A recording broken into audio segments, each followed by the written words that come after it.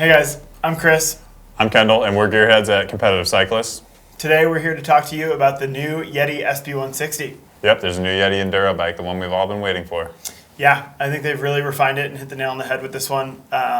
After riding it a little bit, unfortunately we had a lot of snow, so we weren't able to get as high up as we wanted to, but got some good testing on it for a couple days. First impressions are feeling really good.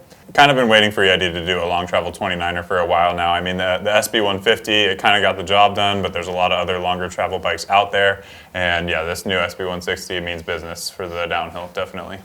Yeah, I think there's a place in someone's heart for the 150 for sure, but from riding this 160, I didn't really see any downsides to the added 10 mil of travel, just a lot of upsides. It's still super lightweight, super nimble, really shines in the tech, but is so playful when jumping.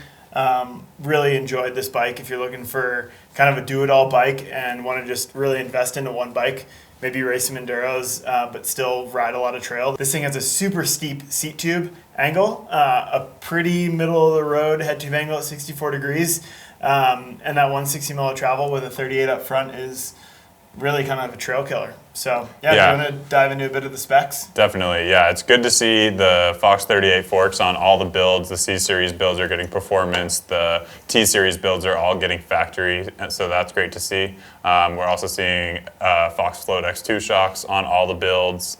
And with 170 mil travel up front, you may think that it's a big burly bike, judging by the numbers, but the revised Switch Infinity link is super supportive and makes it kind of feel like maybe more of a mid-travel bike when you're on more mid-travel trails. And then once you get it into the NAR, it just soaks up all the big hits. I think the biggest thing about Switch Infinity for me is the fact that it's soft on top. You get that kind of like, oh, I'm definitely on an enduro bike.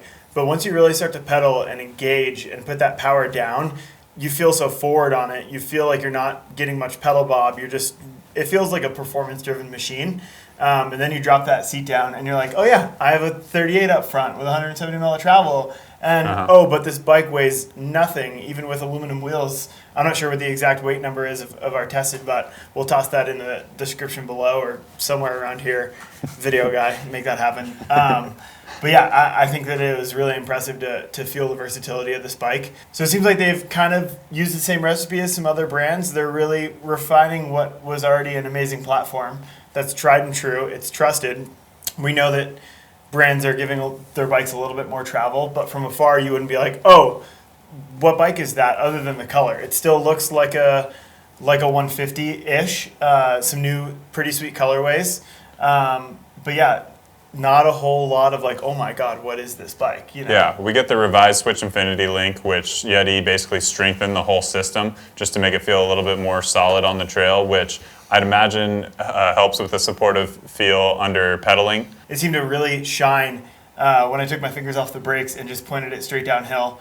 One thing I really appreciate is that the rear disc comes stock at 200 mil with no adapter, which is honestly the first thing I do to my bike when I buy it is put a 200 mil plus on it, and it came, stock with that. So it's nice to see these tweaks of like, oh, there's not a whole lot that I need to do to this bike to make it mine, know, when I get it. Definitely some nice modern touches with the brakes, like you mentioned. There's some nice modern touches there along with the brakes. The SRAM universal derailleur hanger just makes replacements super easy.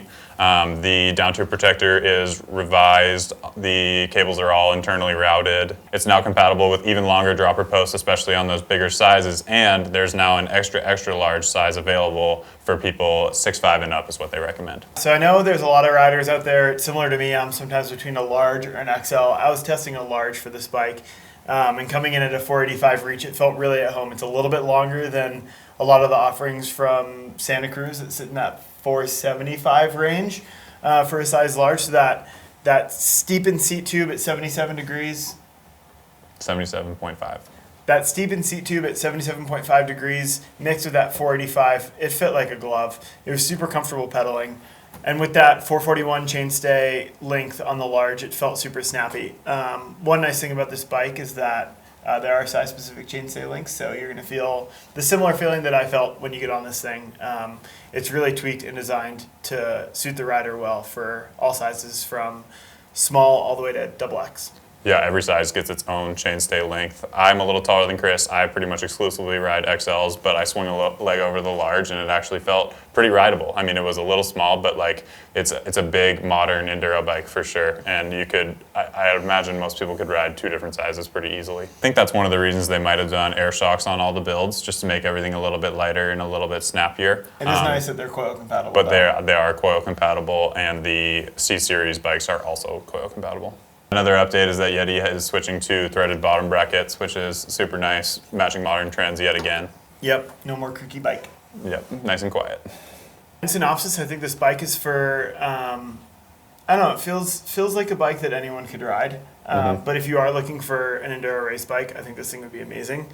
If you're looking for one bike and you tend to skew a little bit towards the longer travel side of things, but you're not looking for a free ride bike, I think this is great too. Yeah, it's a bike that'll never hold you back on the downhill. Yeti's team tests this frame to all of their downhill standards, so it's not like it's ever going to hold you back, and we keep talking about how good it would be as a trail bike or for climbing, but it's definitely worth noting that this thing means business on the downhill and is going to be at home in the bike park even if you're doing a lot of laps. Yeah, I wouldn't be scared to take this thing to Whistler for a week.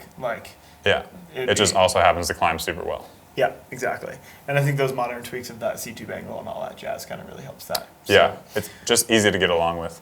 Yeah, if you're looking for an enduro race bike or a do-it-all bike that you can also take on the trails, do 2,000 vert climbs on a Saturday, and then ride some epic descents, this thing really opens up in the tech, but it's still going to be super fun on those blue jump trails at the bike park or at your local pump track, like messing around with your homies. I think it's a great bike. So. Yeah, totally could use it as an everyday steed. Drop a comment below if you could see yourself riding the SB160 and maybe what you would change or make a tweak to it. What did they do right? What do you think they did wrong? I don't think they did anything wrong. Yeah, I think Yeti pretty much nailed it with this one, but let us know what you think, definitely. Like, comment, and subscribe to the Competitive channel for more bike reviews coming up. Make sure you check out the ones we did this summer. We've got some more coming down the pipeline. Make sure you reach out to a Gearhead today, chat with them about the new Yeti SB160. They'll have all the tech, all the details, and all the recommendations for you to make sure you're getting on your dream bike. So, yeah, we'll see you on the trails, guys. Yeah, we'll see you out there. Cheers.